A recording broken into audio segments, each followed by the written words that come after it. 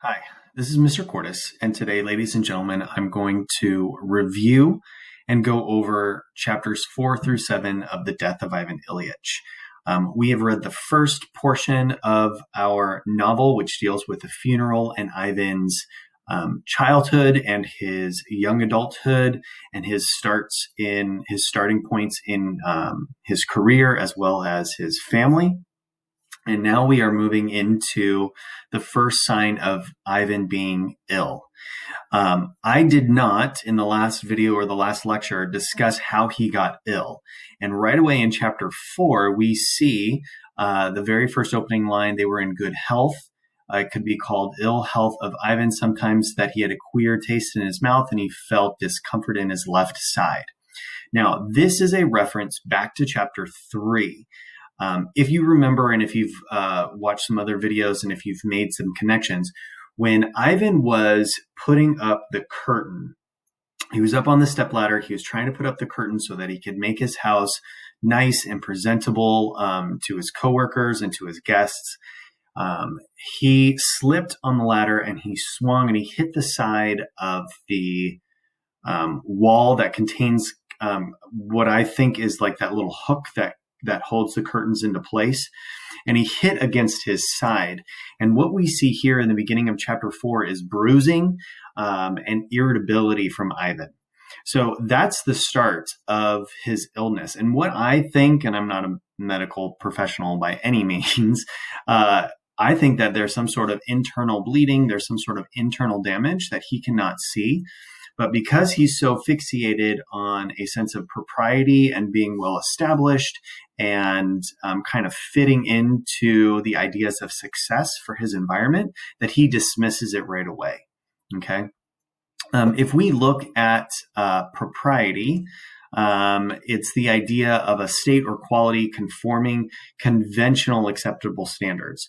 So that means that in this time period, it's not okay to be sick. It's not okay to show weakness. And so for Ivan, he needs to be strong and he needs to go out. So it's just a little bruise. It's nothing harmful for him. And so he continues on doing his daily life. So what we see in chapter 4 is actually him being extremely irritable and angry. He lashes out at his wife. He is very, it says his bursts of temper always came just before dinner. Sometimes they were noticeable. So he's like arguing over the littlest tiniest things. And it's very noticeable by his friends and family that he's just angry and irritable all the time. Now, at this point, he does not identify, oh my gosh, I'm hurt, I'm dying, I'm leaving this world. That's not in this realm right now. That's not until the end of this section in like chapter 7. Right now in chapter 4, he's kind of in denial about his health. He's not grasping onto that this is detrimental to him. And again, he's just going along with the sense of propriety. He has to make himself look good. He has to be part of success. That's where he is.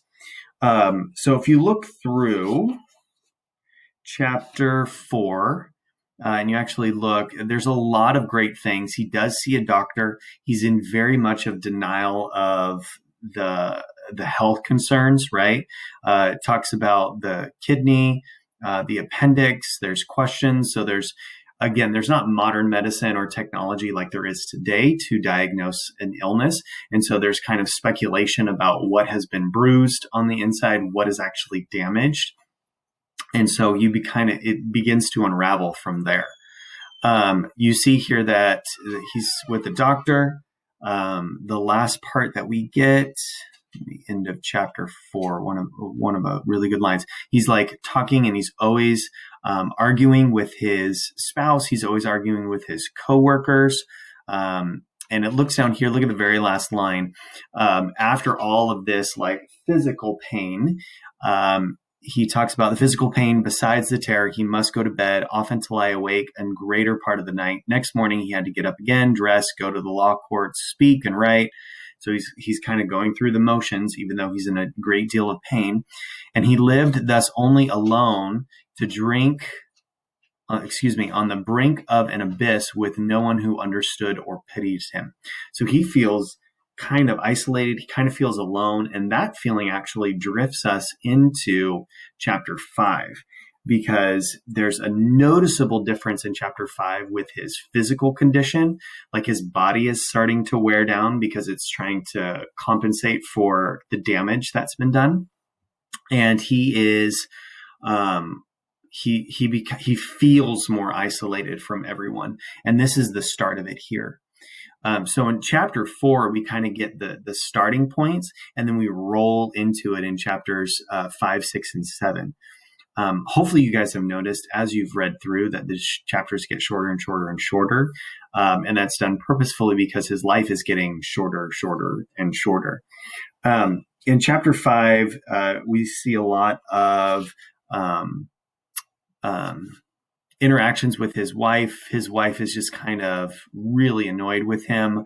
There is, the physical change that's very apparent. There's fights, right? They're tiptoe and listen, exaggeration, and they're why he's a dead man. Look at his eyes. There's no life left in him, but that is all what's wrong with him. So there's still like this horrible tension between the two.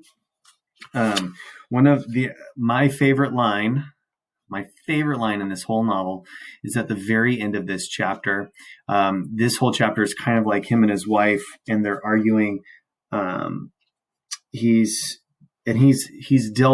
dealing with anger right now, and he doesn't understand why.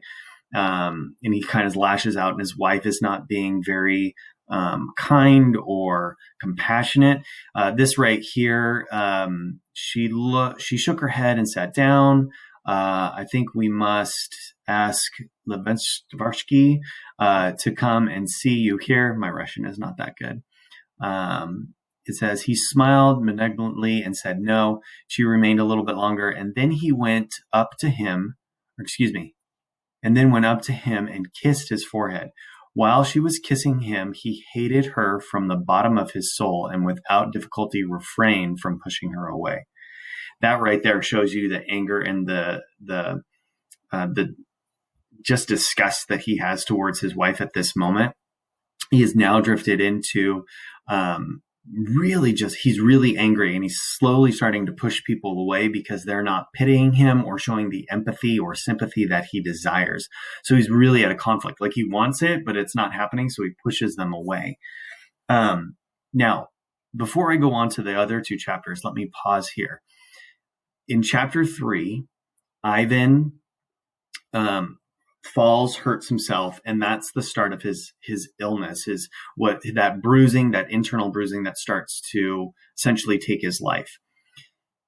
When he comes to the doctor, the very first thing is in denial. Now, part of that, if you look at your annotations, part of that is propriety. Like he's putting aside all of his cares and concerns about his health because he needs to appear successful. I mean, that's why he was hanging the curtains in the first place. He needed to appear successful. And so now he's kind of putting his health aside. He's like, no, I can put on a shirt. No one will see the bruise. I'm fine. Here I go. And he just goes off to work and he does the family thing. And so he's very, very much in denial. As he moves closer and as sickness and death begin to grow, he begins to get angry. Now, what this is, and this is kind of like a psychological thing that happens right here, and actually, let me move this over for you. There are specific stages of death. If you have cancer, if you have a limited time to live, if you know you're on your way out, let me put it that way, there's a process of emotions, like psychological steps that an individual would go through.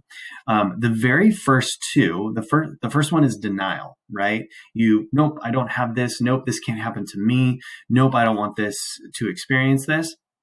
And that is what Ivan went through in chapter 4.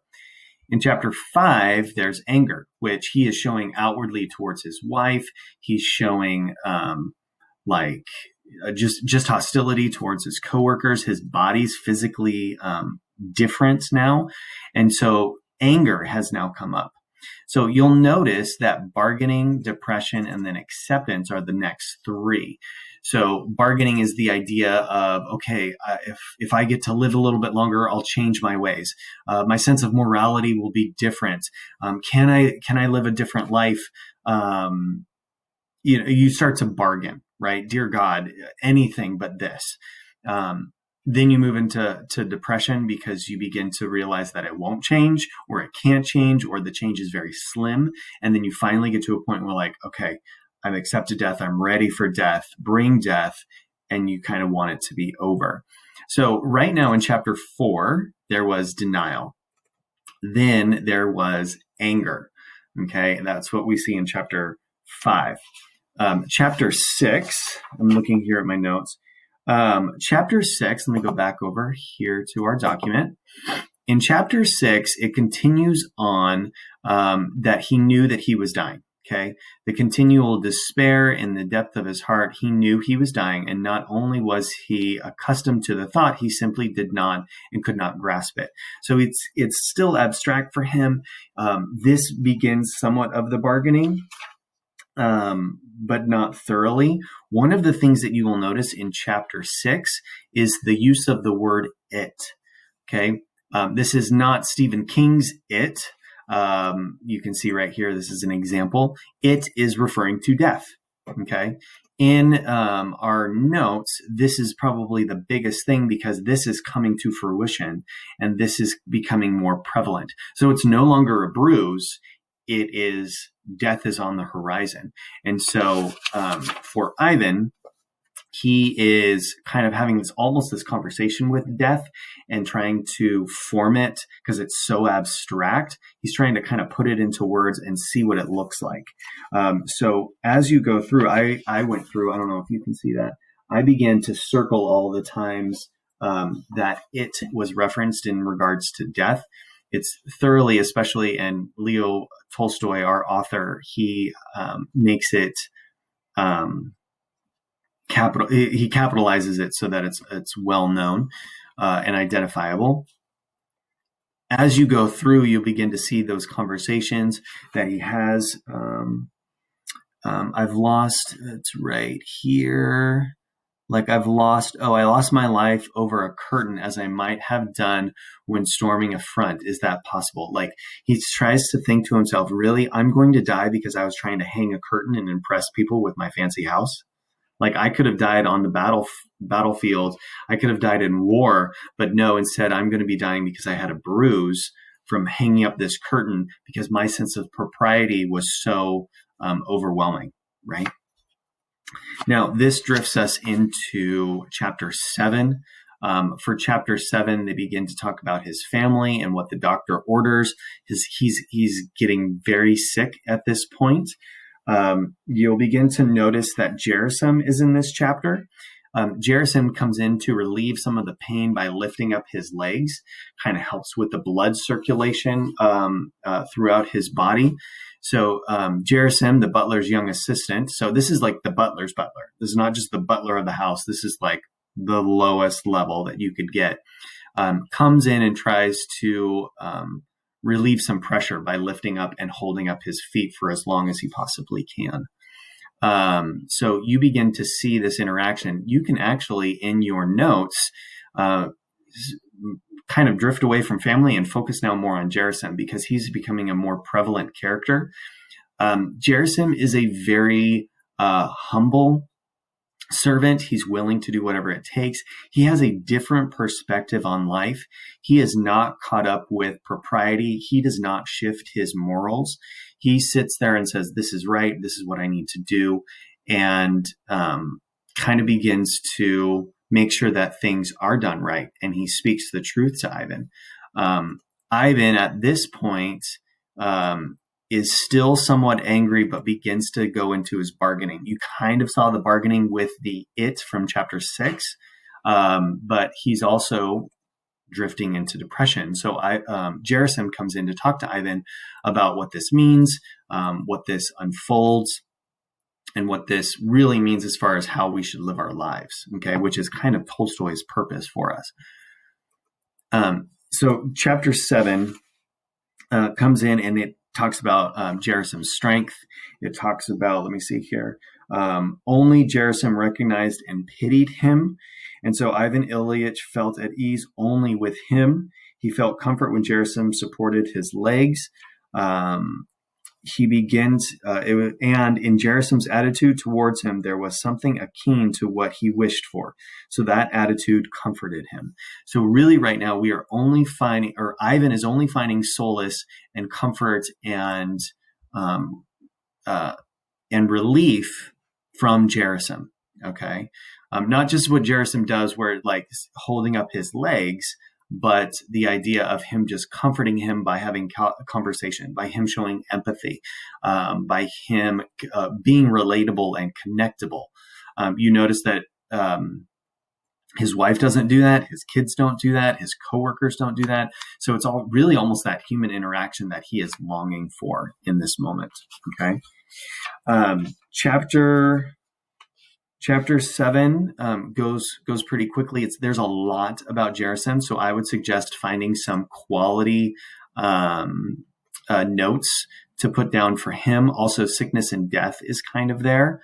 Well, sickness and death is there a lot.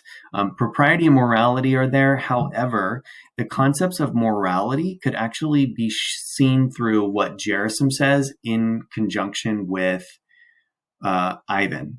So they're at opposing views. Ivan will do whatever he wants and doesn't take morality into consideration and is more worried about propriety, as where Gerasim is the opposite. And you have that opposite nature between the two characters so that you can see the difference. Okay. You can't see the differences without a juxtaposition, without putting them side by side so that you can actually see what's different. Okay. So with that being said, 4 through 7, great chapters. We're going to continue on this week and look at the rest of the novel, 8 through 12, because things pick up rather quickly and they move. And Ivan, we already know Ivan dies, but how he gets there and what he's like as he gets through these different stages of death is quite interesting. And it's also interesting what Tolstoy is trying to tell us, because we can pull a lot from our own morality, our own sense of propriety, our own list of what we deem as important. So it's really almost very self-reflective for us to kind of put ourselves in Ivan's position to say, wow, I'm about to die, and did I make the right choices in life? Okay. Message me if you have any questions or concerns. That's your lecture video for today for chapters 4 through 7.